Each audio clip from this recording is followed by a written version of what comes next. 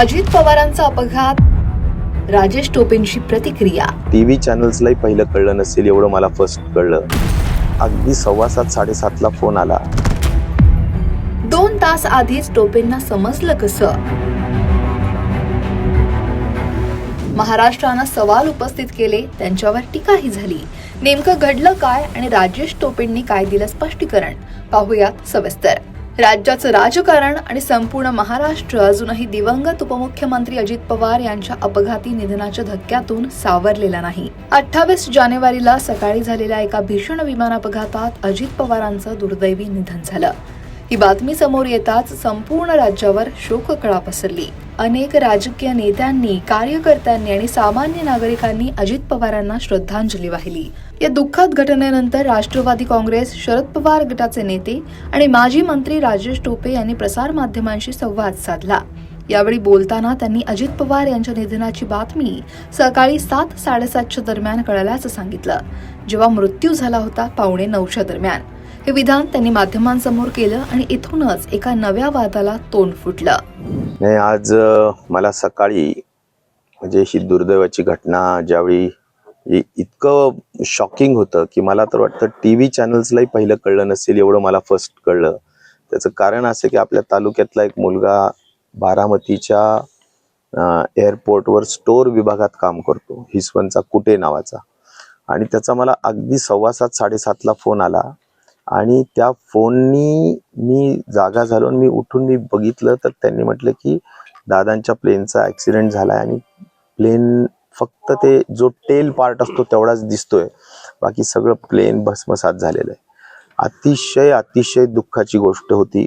आणि त्याच्यानंतर लगेचच ब्रेकिंग न्यूज सुरू झाली. मला असं या निमित्ताने सांगायला पाहिजे की एक अत्यंत दुःखदायी घटना, अत्यंत दुर्दैवी घटना, एक महाराष्ट्राचं अपरिमित हानी या बातमीनी आणि या घटनेनी झालेली आहे. यामुळे राजेश टोपेंनी दिलेल्या वेळेत आणि अपघाताच्या प्रत्यक्ष वेळेत मोठा फरक दिसून आला.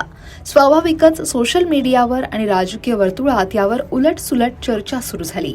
राजेश टोपेंना अपघात होण्यापूर्वीच बातमी कळाली कशी, असे प्रश्न विचारले जाऊ लागले.